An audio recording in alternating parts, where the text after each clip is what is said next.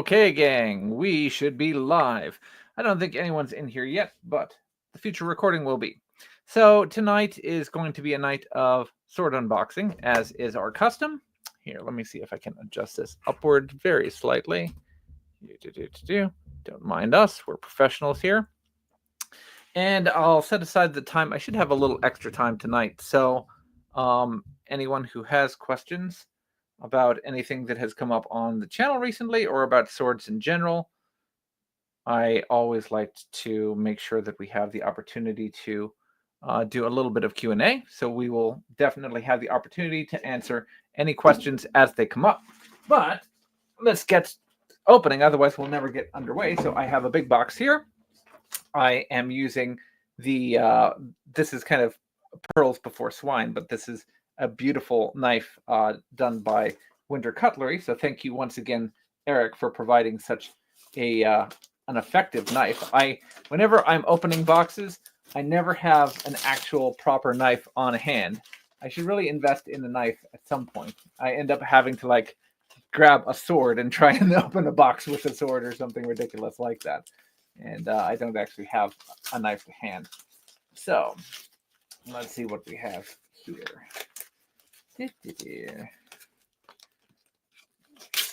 Anyone wants to guess what is going to be in the box? I think that, I mean, I'll give it away that it's definitely a sword. It is resting on the ground, so that gives you some idea of how big this particular sword is. Oh no, I see styrofoam. Well, you can't win them all. Sometimes you get an unexpected sword to open up, and other times you get styrofoam. There we go. Ooh, I see red. Hope there aren't any angry fighting bulls in the audience.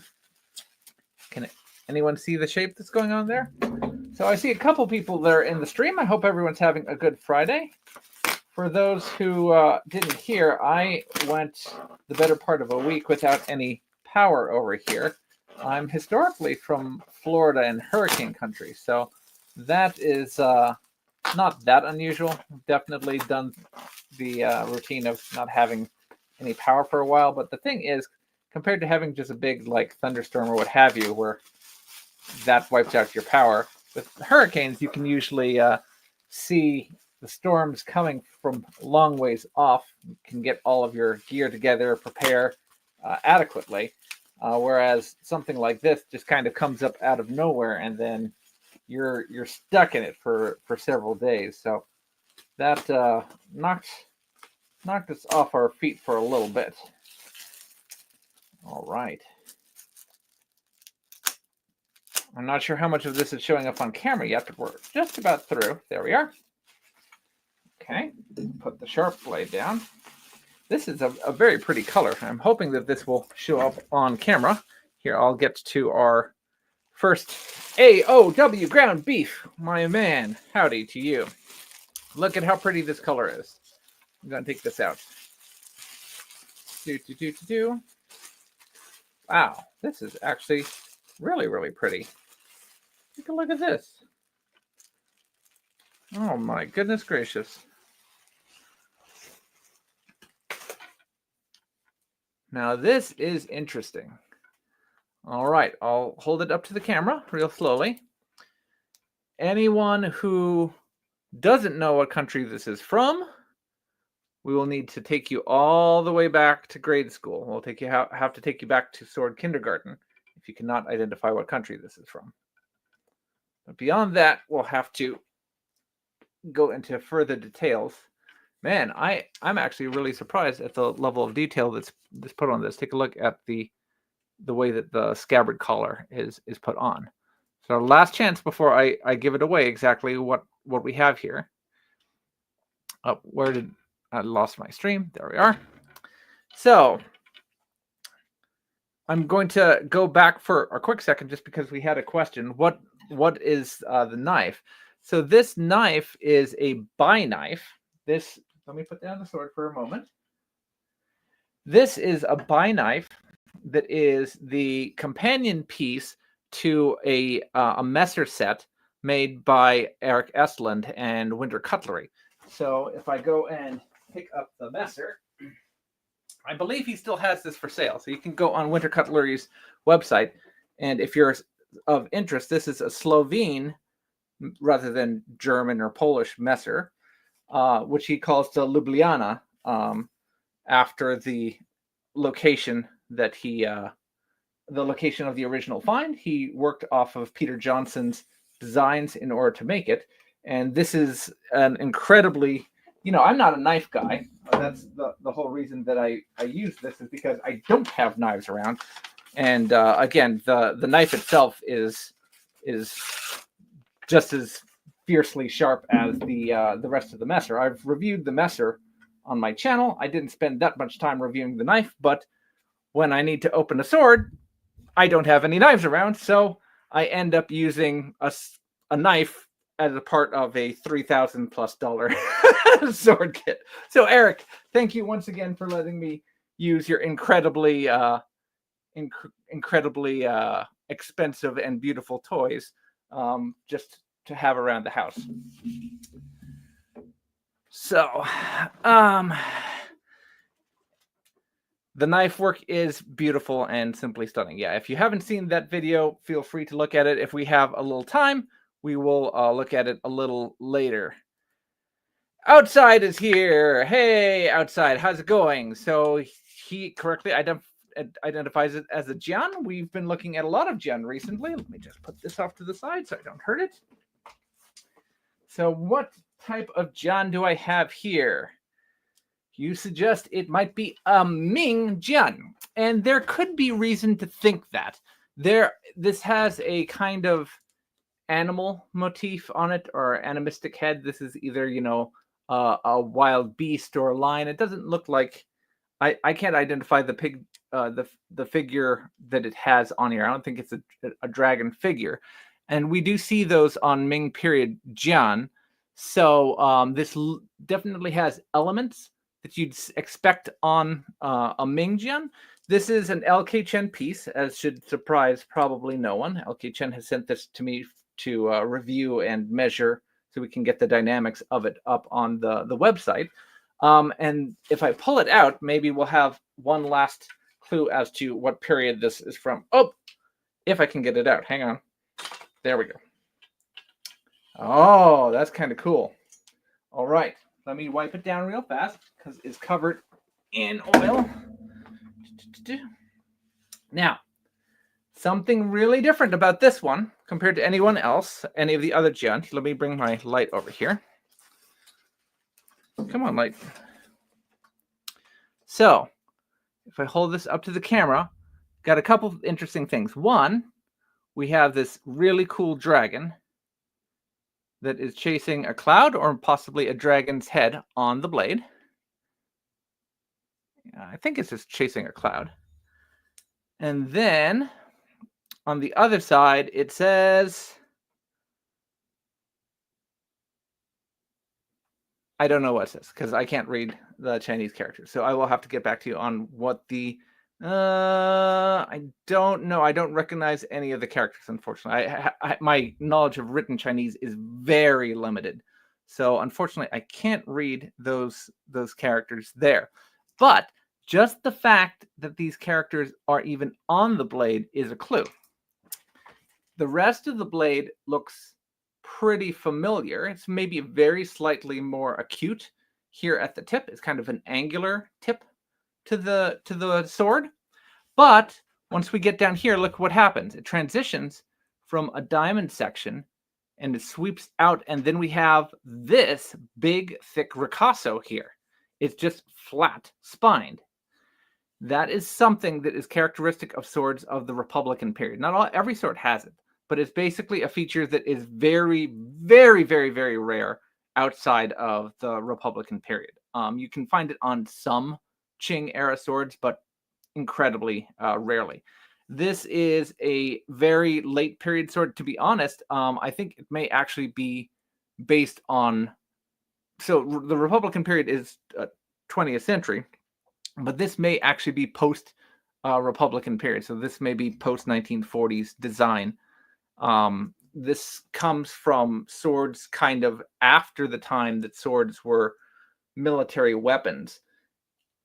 This is called the Green Dragon, and so at this point, swords were still being produced. They were used for wushu demonstrations. They're used for tai chi jian. They're used for feng shui. So you have a sword, for instance, in your house as a form of warding in order to protect the house, in order to guard against evil spirits. So swords were still being produced for all of those things, including occasionally for things like Taoist rituals. But they were not, you weren't ever dueling anyone else. You weren't ever wearing a sword out and about. And martial artists, even though they practiced swords taolu, they practiced sword forms, though the swords weren't live. They weren't blades that were used with the intent to kill one another. So the type of practice ended up developing in a direction that looked very different than classical fencing. So think about it just the way that kendo is very kind of divorced from kenjutsu. So kenjutsu tries to remain anchored on the principles that are built around how the original live swords were used either in unarmored or in some cases armored fighting situations. Whereas kendo is not related to that at all. Kendo is practicing whacking each other with bamboo shinai in a very structured sort of sporting environment. Once the live blades went away, they practiced the forms of the sword, and the ones that persisted had very little to do with the actual fencing. There's some elements of it that are there, but most of it was based on whatever was most showy, most gaudy, and looked best for an audience, and ended up straying more and more and more from the practical and the ability to apply, especially because there wasn't any real contest, any fencing that was going on at the time. So yeah, so this ricasso is there, and that changes the handling of this sword quite a bit. And to be honest, it doesn't handle and feel the way most jian do. Certainly not of the period. For example, here is another jian that I have that's from roughly the same period. So these are both 20th century designs. And if I pull this one out, here, let me pull it out. So this is a slightly older one. This is probably among the last produced live swords from before swords were really retired as a kind of fighting weapon in China. So very, very late Qing, right at the start of the Republican period, maybe let's say like the 1920s, 1930s, something around there, you'd have swords that were being produced that were like this. And this is incredibly light. This is less than 700 grams total. And there's no ricasso on here. And so the balancing on this sword, can I move here without destroying the scabbard? So the balance on this sword is incredibly light and nimble as a result, because there's very little mass on the hilt, and the blade is not particularly long, and it is very, very, it's paper thin, and you're not going to be able to cut through any armor with this. You're not going to be able to oppose a big, heavy pole arm.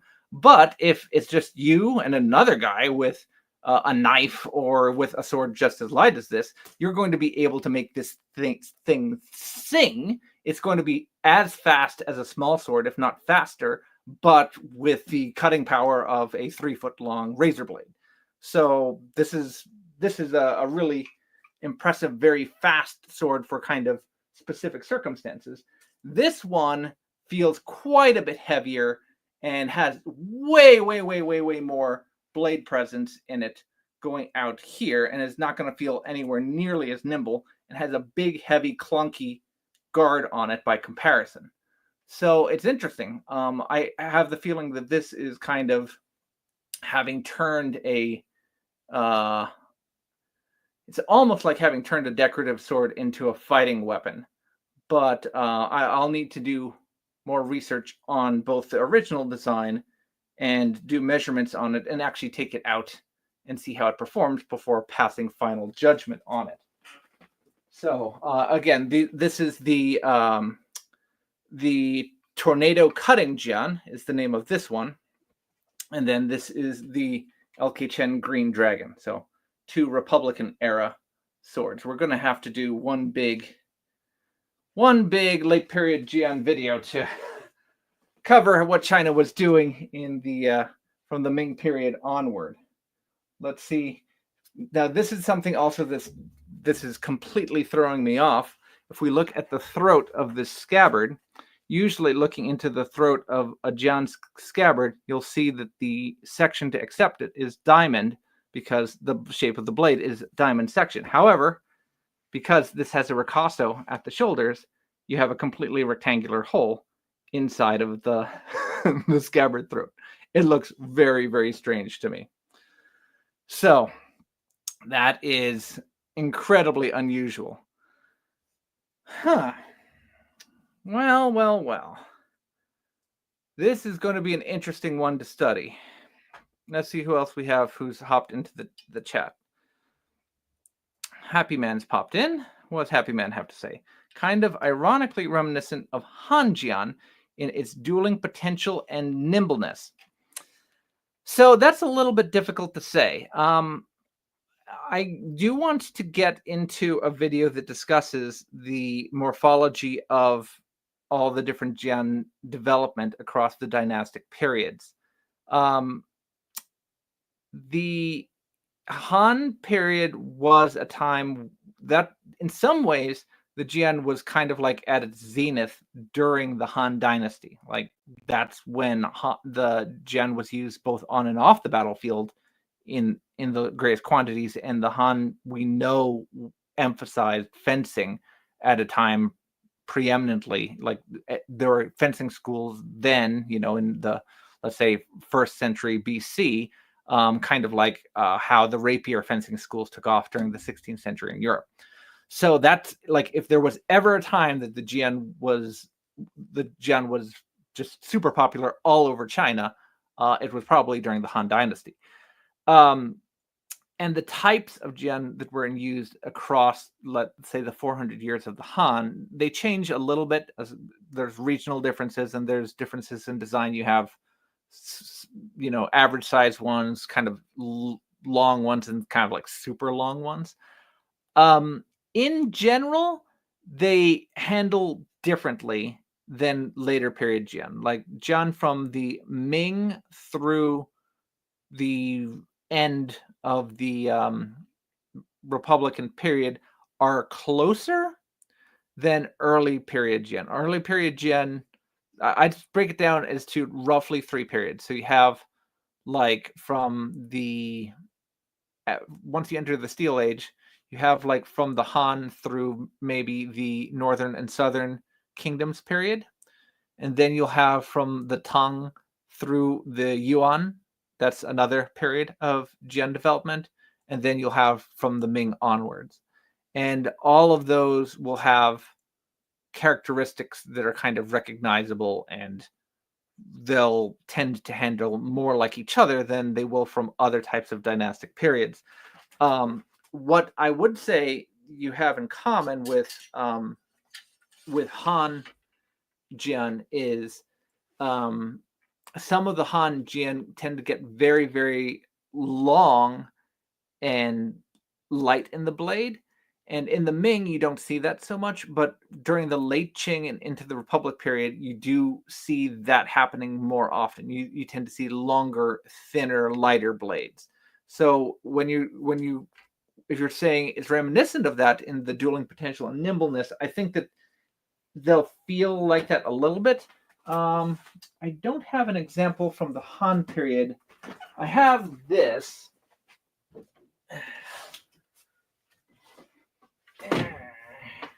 Hang on.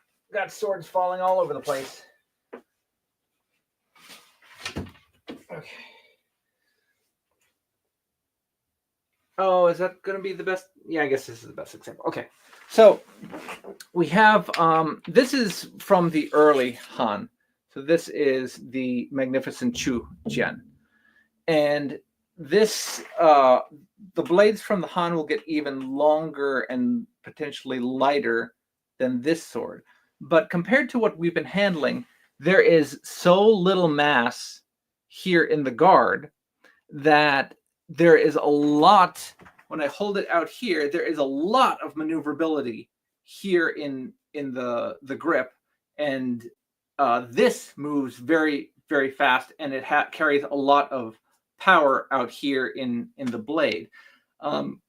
If this sword retains more of the mass, more of the inertia back in the hand, which allows it to pivot more quickly here and control the tip a little bit better than the Han sword. The Han sword feels much more like a war sword, where I can just go and give someone a huge. It's not sluggish, but it feels like something that I can really give someone a wallop with.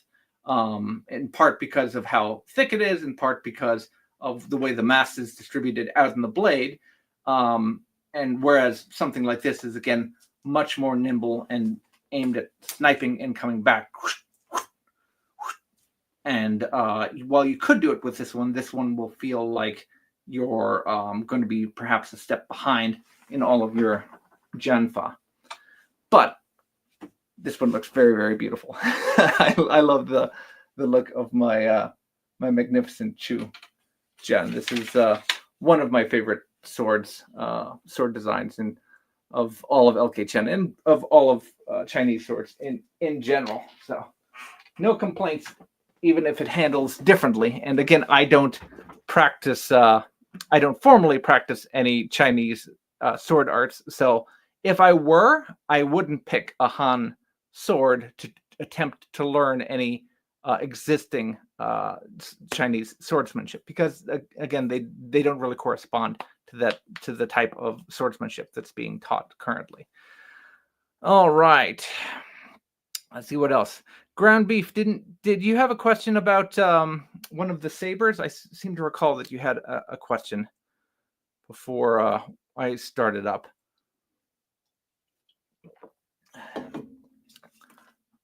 I was really happy earlier today to have posted the video about the antique Suba. Hopefully, in the not too distant future, we can talk about antique swords, a little bit more.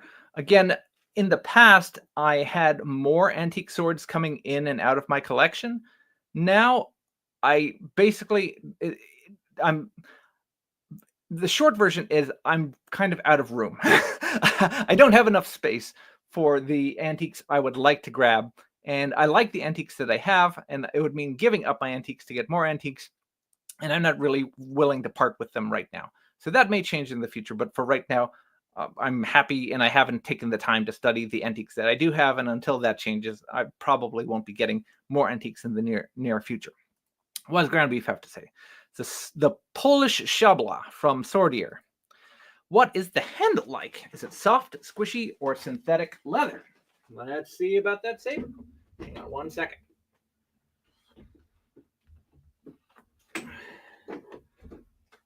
So, we haven't done a formal review of this one yet, but it is. Oh, hang on. Where's my light? Let me get my light over here. There we are. All right. So the Polish Szabla is. I have a couple of opinions on this grip. The short version is I really like it. I think that this is bang for your buck, awesome. The scabbard is adequate.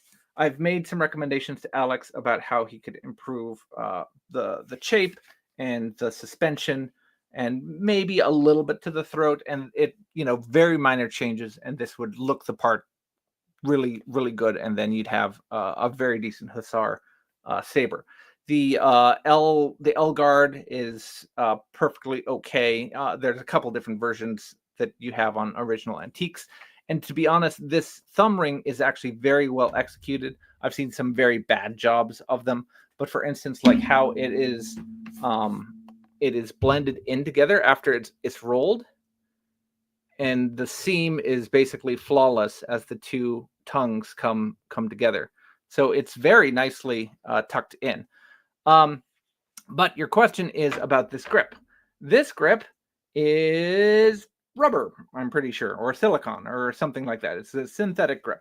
This is what they use for the cores of various types of modern sword grips. It's very tough. It has almost like, I can't really get my nail into it, just very, very barely.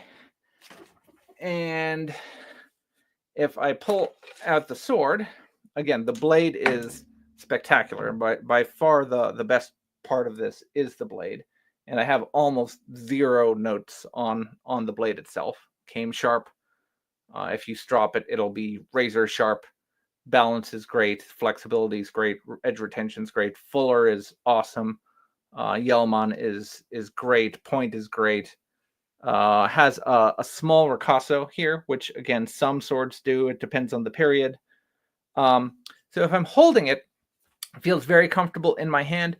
It does have a little bit of slipperiness to it. So depending on what type of fencing you do, you may need more. And obviously your hand size, like I have super large hands with real extra long fingers. Depending on what type of fencing you do, you may want to put additional traction in there somehow. I've complained about, for instance, the Cold Steel 1796 light cavalry saber, because the back strap on that one to me is incredibly slippery, and I like to do thumb up the back and hold it further down, and I can't do that with that sword. I feel like it's just going to slip out of my hand every time I try and do that. With this one, everything I do, especially with the thumb ring on there, it feels great to me. It really doesn't feel like it's going to go anywhere. It's gonna do a-okay. Now, hang on, what is ground beef up to?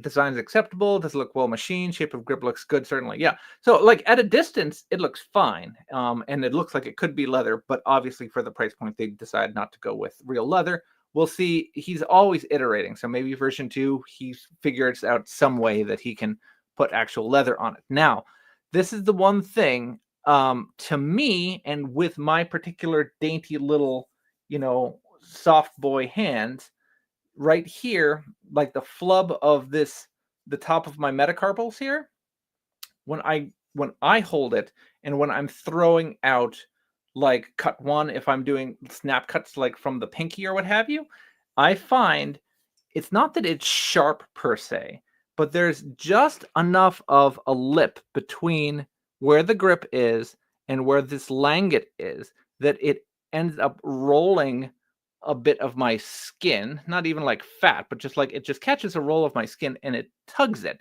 And so if I do that enough, it's uncomfortable to me.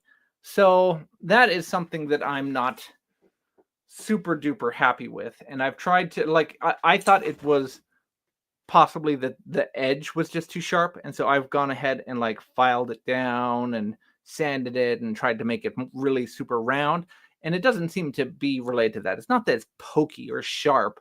It's just that the corner, there's a little corner and a little gap. And my particular anatomy, my skin gets stuck in there. And whenever it scoots forward, it's just tug, tug, tug, tug, tug on the palm of my hand. And it's not fun if I do it for too long. So if I wear gloves, if I wear cavalry gloves or what have you, or if I'm doing different cuts, then it's not an issue. So that's one note I have. I cannot say that that's going to be a problem for everyone, but for me personally, with my hands, the way that this langet sticks out, I find that to be a problem. So, waiting on LK's Balor Hungarian.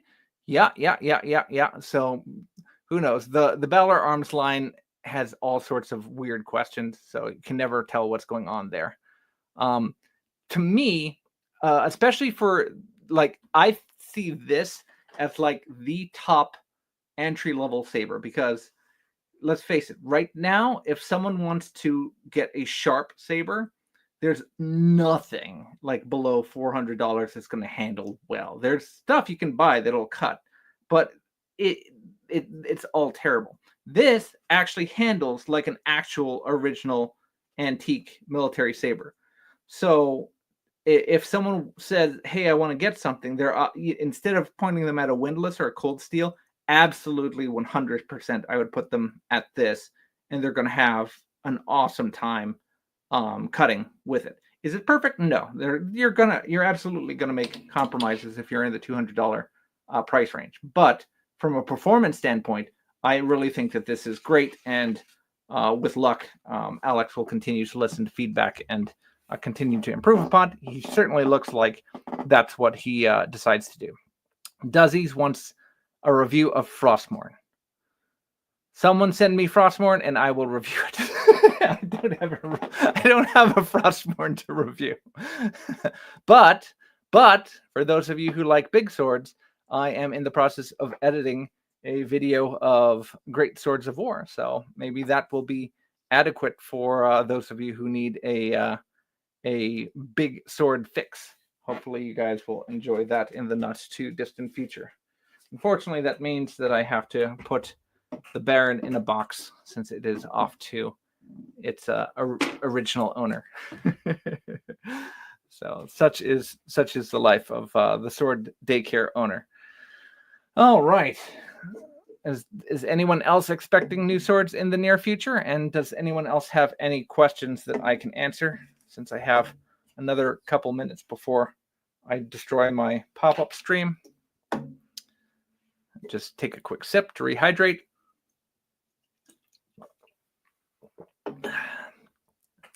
So I am really trying to find a good medium, because I have a bunch of swords that I'd like to test, and the previous mediums I've been working with, I have been less than satisfied with how well they are able to measure cutting ability. Again, there are two things on my wish list for being able to communicate sword stats to everyone.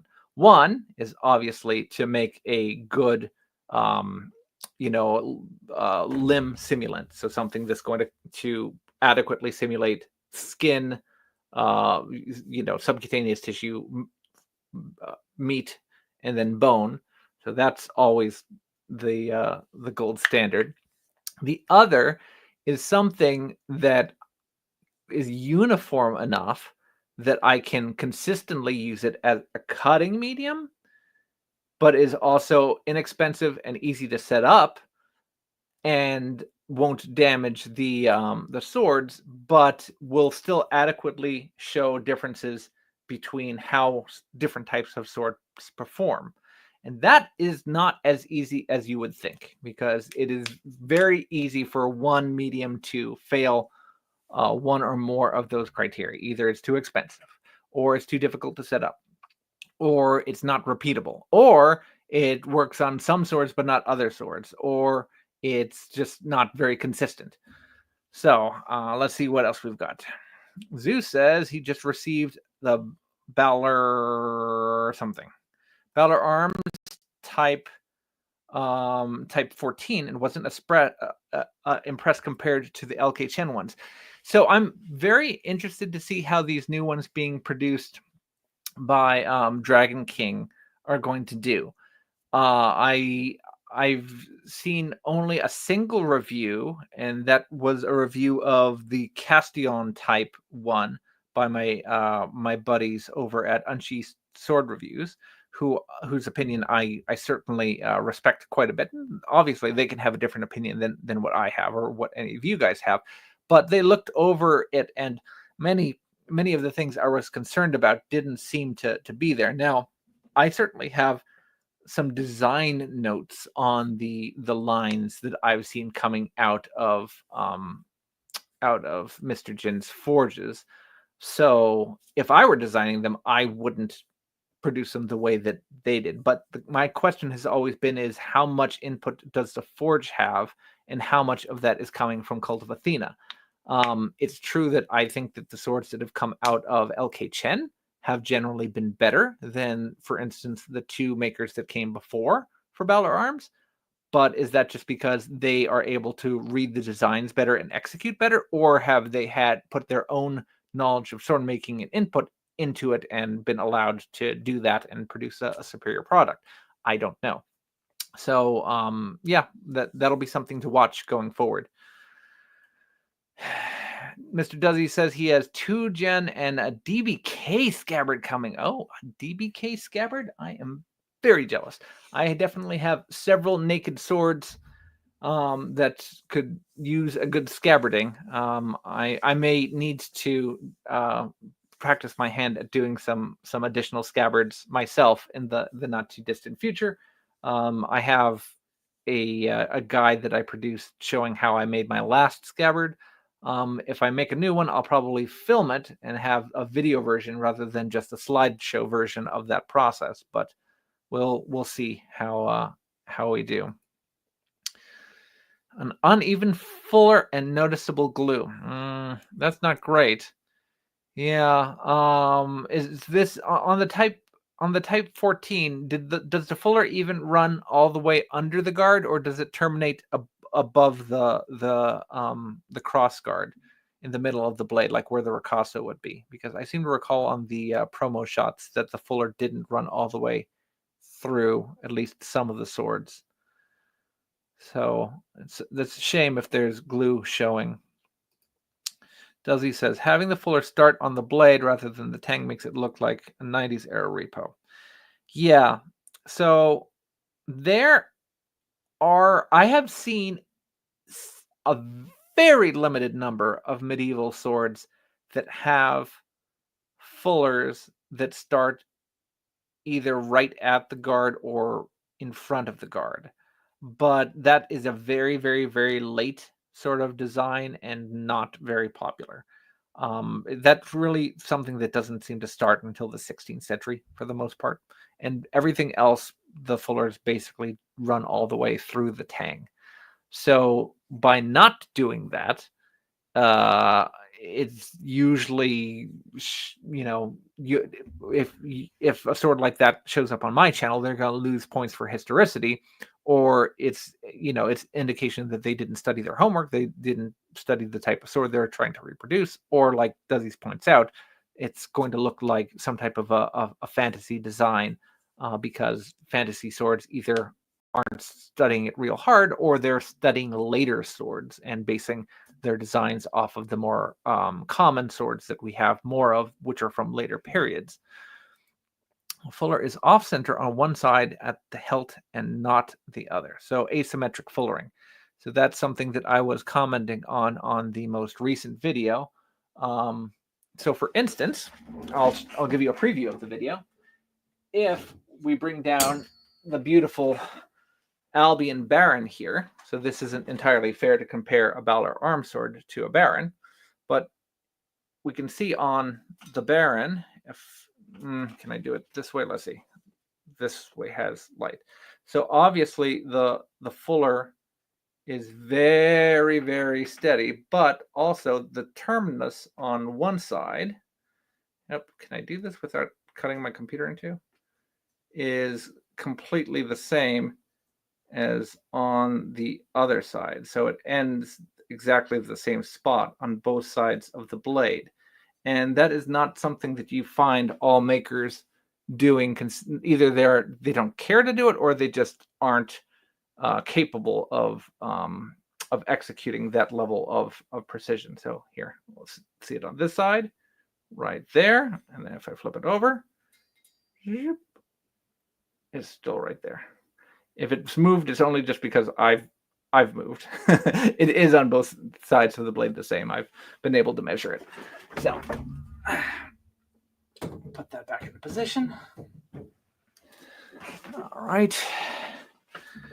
Currently working on my first sword size scabbard and agonizing over every step. Leather is expensive. Yes, leather is costly. I think the last time I sourced my leather from Germany, because it was very difficult to find appropriate leather at a reasonable cost here in the United States.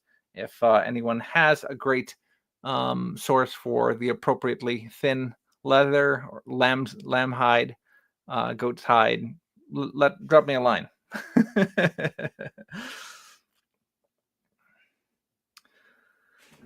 Anything else that we should discuss? So I'll just have one more peek for anyone who came late. We were reviewing the Green Dragon from LK Chen. I believe that this is it pronounced Mu? It's the character for luck up here. It does have a nut threaded nut construction, as is common for the swords of the time period. It has very nicely stained red wood to match with the rest of the scabbard. The dueling dragons are really well executed. I really wasn't expecting that level of detail to be done on the throat, but here we are. It's nicely done.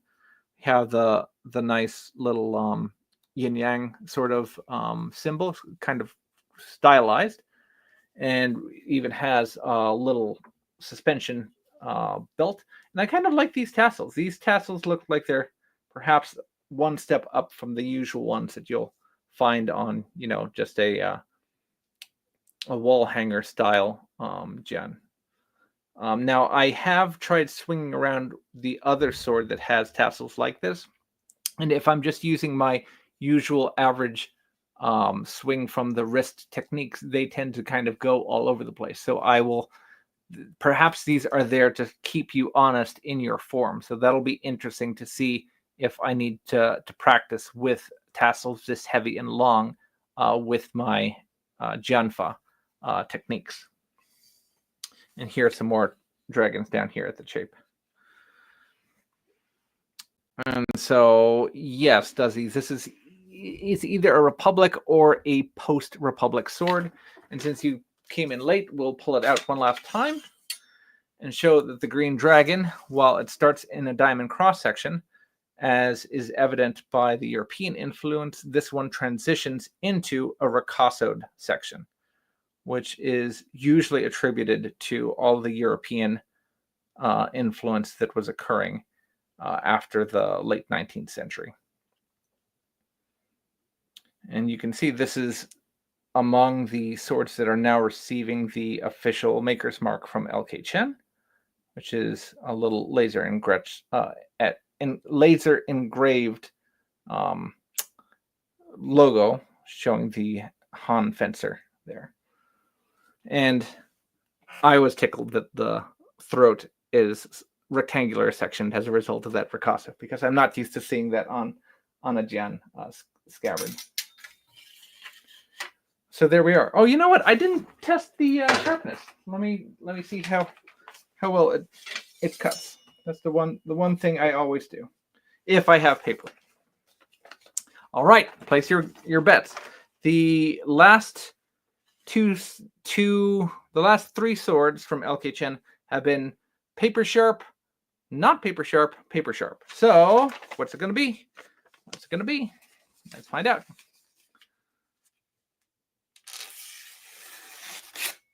Yeah, good edge. Yep. So really, to be honest, there's only been one exception in all of the swords I have reviewed recently for LK Chen, and all the rest of them have been paper sharp. And even that one exception, it was sharp enough. It just was really it was like leaving kind of tearing cuts through the paper rather than just sailing all the way through. So, as always, LK Chen tends to be very consistent. I don't see, just on superficial inspection, I don't see any errant glue marks or anything that has been struck wrong. This does look like a handsome sword. It's obviously not going to be everyone's aesthetic, and I'm really going to have to work with it a little bit in order to figure out how it handles and what type of business you would want to have a sword like this, because it doesn't really handle like the other types of Jian that I'm familiar with. So I hope everyone enjoyed that. Thank you all for coming out. I appreciate all the questions. Hopefully that gives everyone a little bit of information, both about the Green Dragon and the Swordier Hussar saber. So I wish everyone a very good Friday and rest of their weekend, and we will talk more swords at you guys next time. Take care.